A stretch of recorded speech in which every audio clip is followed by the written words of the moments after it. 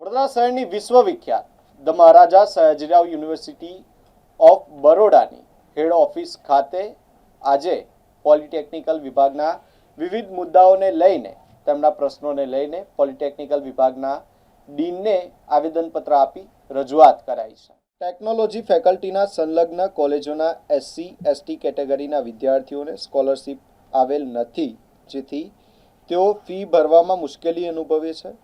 તેથી તેઓના result declare થતા નથી।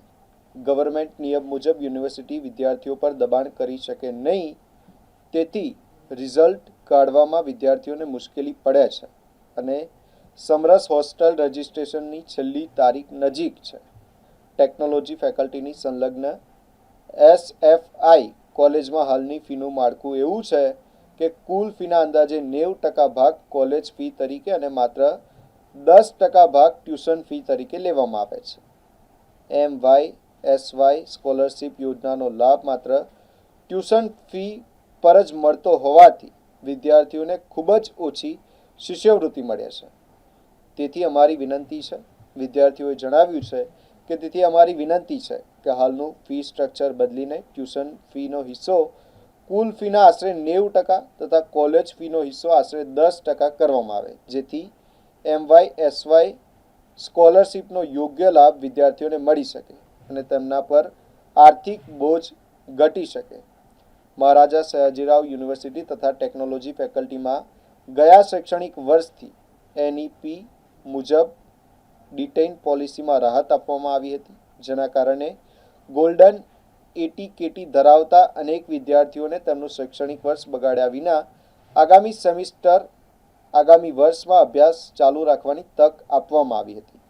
આથી અમારી વિનંતી છે કે વિદ્યાર્થીઓના શૈક્ષણિક હિતને ધ્યાનમાં રાખીને આ શૈક્ષણિક વર્ષમાં પણ એ જ NEP આધારિત રાહત યથાવત રાખવામાં આવે અને ગોલ્ડન એટીકેટી ધરાવતા વિદ્યાર્થીઓને આગામી શૈક્ષણિક વર્ષમાં પ્રવેશ આપી તેમનો અભ્યાસ સતત ચાલુ રાખવાની મંજૂરી આપવામાં આવે।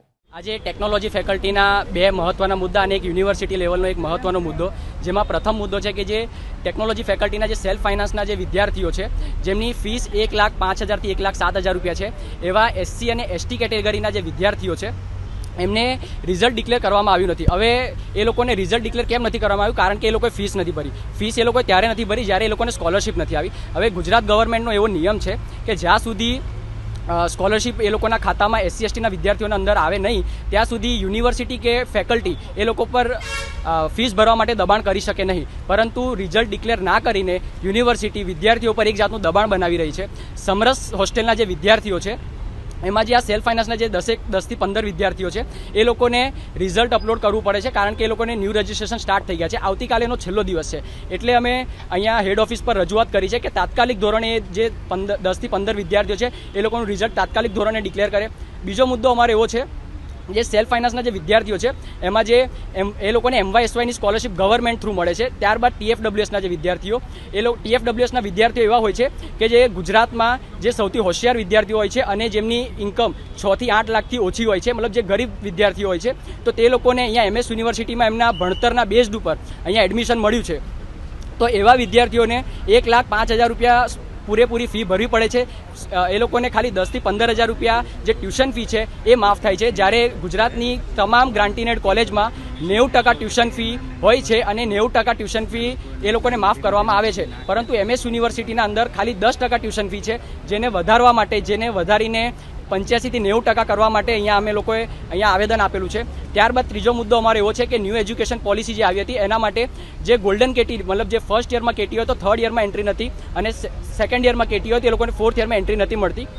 તો એવા જે વિદ્યાર્થીઓ હતા એમને ગયા વર્ષે ફર્સ્ટ યરમાં કેટી હોય તો થર્ડ યરમાં એન્ટ્રી આપવામાં આવી હતી અને સેકન્ડ યરમાં કેટી હોય તો ફોર્થ યરમાં એન્ટ્રી આપવામાં આવી હતી। એ રાહત એ લોકોને આપવામાં આવી હતી કારણ કે નવી પોલિસી અમલમાં આવી હતી। આ વર્ષે પણ એ વિદ્યાર્થીઓને જે બીજા વિદ્યાર્થીઓ છે જે લોકો ડિટેન થયા છે એવા 100 થી વધારે વિદ્યાર્થીઓ છે, તો એ લોકો માટે પણ આ પોલિસીનો અમલ કરવામાં આવે અને યુનિવર્સિટીની તમામ ફેકલ્ટીમાં આ નિયમ લાગુ પાડવામાં આવે, કારણ કે ન્યૂ એજ્યુકેશન પોલિસી યુનિવર્સિટીની તમામ ફેકલ્ટીમાં લાગુ પડેલી છે। અગર જો આ નિયમ અગર યુનિવર્સિટીમાં લાગુ નહીં પડે તો 500 થી 1000 જેવા વિદ્યાર્થીઓ છે એમનું એક વર્ષ બગડી શકે છે. અને લાસ્ટ યર આ વસ્તુ થઈ હતી તો આ જે બીજા જે વિદ્યાર્થીઓ ડિટેન થયા છે આ વર્ષે એ લોકો સાથે આ નાઇન્સાફી છે અને એ લોકો સાથે આ યોગ્ય નથી. તો એના માટે જ આજે અમે રજૂઆત કરવા માટે આવ્યા છીએ અને અમે ડીન સાહેબને અત્યારે અમે ટેકનોલોજી ફેકલ્ટીના ડીન સાહેબને આવેદન આપ્યું છે કે આ જે મુદ્દાઓ છે એનું તાત્કાલિક ધોરણે નિરાકરણ લાવે. ધ્રુવ રાવલ, વિદ્યાર્થી નેતા.